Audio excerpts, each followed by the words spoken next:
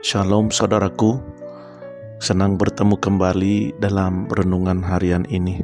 Sebelum kita masuk dalam renungan kita, marilah kita berdoa. Bapa yang baik, Bapa yang mengasihi kami bersukacita di dalam Engkau, dan biarlah kiranya damai sejahtera-Mu tetap melingkupi setiap kehidupan kami. Hari ini kami mau dengar-dengaran akan firman-Mu. Marilah Tuhan Engkau memberkati dan membuka setiap hati kami, supaya kebenaran firman-Mu dapat bekerja dalam hidup kami. Dalam nama Yesus kami berdoa dan bersyukur. Haleluya. Amin. Saudara terkasih, dalam nama Tuhan Yesus Kristus, tema kita hari ini adalah panggilan untuk komitmen total yang didasarkan pada Lukas 9 ayat 62. Demikian bunyi kebenaran firman Tuhan. Tetapi Yesus berkata, setiap orang yang siap untuk membajak tetapi menoleh ke belakang tidak layak untuk kerajaan Allah. Amin. Saudaraku, pernahkah saudara menyadari betapa mudahnya kita mulai sesuatu, tapi betapa sulitnya bertahan? Di era sekarang ini, kita punya banyak orang yang berapi-api saat KKR, tapi esok harinya padam tanpa jejak. Banyak yang berkata, "Aku mau ikut Yesus," tetapi begitu masalah datang, mereka hilang dari ladang. Yesus tidak berbicara pada orang malas di Lukas 9 ayat 62. Ia tidak berbicara kepada yang tidak mau mulai. Ia bicara pada orang yang sudah memegang bajak tapi tergoda menoleh. Ini bukan tentang memulai saja, bukan. Ini tentang bertahan sampai akhir. Saudaraku, Yesus memakai gambaran petani zaman itu.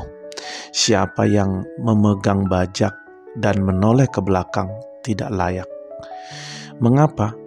Karena membajak butuh fokus. Jika menoleh, jalurnya bengkok dan ladang menjadi rusak.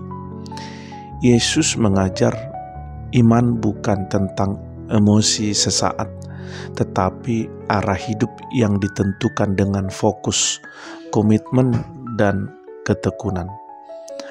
Saudaraku, menoleh ke belakang bisa berarti rindu akan kenyamanan masa lalu, seperti bangsa Israel yang merindukan Mesir.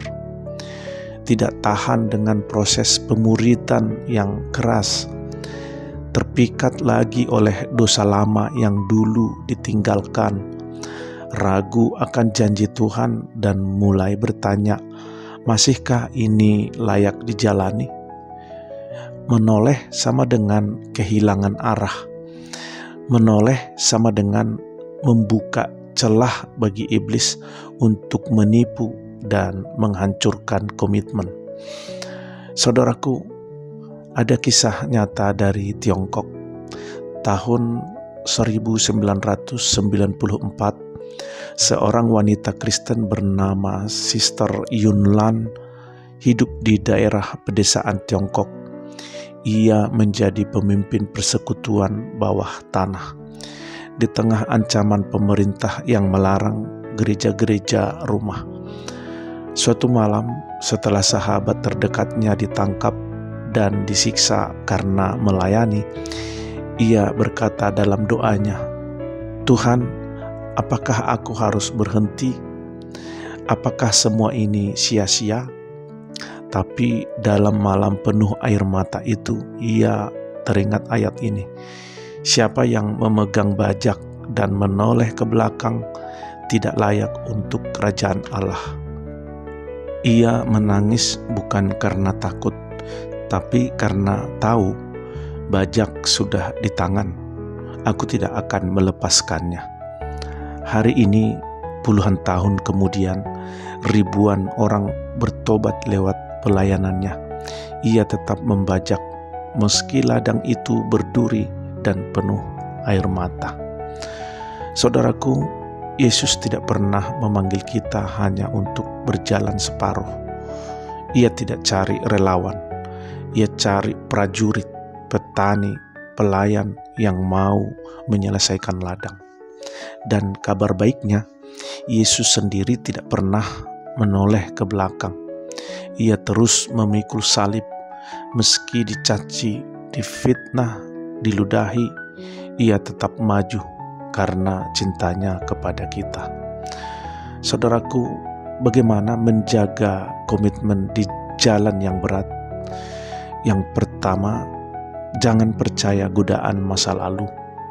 Masa lalu yang nyaman kadang hanya ilusi. Mesir tampak indah, padahal itu tempat perbudakan. Yang kedua, ingat mengapa saudara mulai. Jangan hanya mengandalkan perasaan. Perasaan bisa goyah, tapi panggilan Tuhan tidak berubah. Dan yang ketiga, lihat Yesus, bukan tantangan. Ibrani 12 ayat 2 mengatakan, marilah kita melakukannya dengan mata yang tertuju kepada Yesus. Saudaraku, bayangkan Yesus memikul salib di bukit Golgota. Jika ia menoleh, kita tidak akan selamat. Tapi ia tetap berjalan satu langkah demi langkah demi kita. Hari ini, apakah saudara tergoda untuk berhenti? Apakah saudara letih, kecewa, dan ingin melepaskan bajak itu? Saudaraku, Tuhan belum selesai dengan ladang saudara. Pegang lebih erat, maju terus karena Dia berjalan bersama saudara. Saudaraku, jika tangan saudara sudah menggenggam bajak, jangan lepaskan. Tuhan sedang menanti saudara di ujung ladang itu. Saudara terkasih, demikianlah renungan kita, dan marilah kita tutup dalam doa. Bapa yang baik, Tuhan yang penuh kasih, ampuni kami saat kami tergoda untuk menoleh. Ampuni kami saat kami rindu masa lalu lebih daripada masa depan-Mu. Hari ini kami mau kembali menggenggam bajak-Mu dengan kedua tangan. Kami akan membajak sampai akhir, sampai ladang selesai, sampai kerajaan-Mu datang. Dalam nama Yesus kami berdoa dan bersyukur. Haleluya. Amin.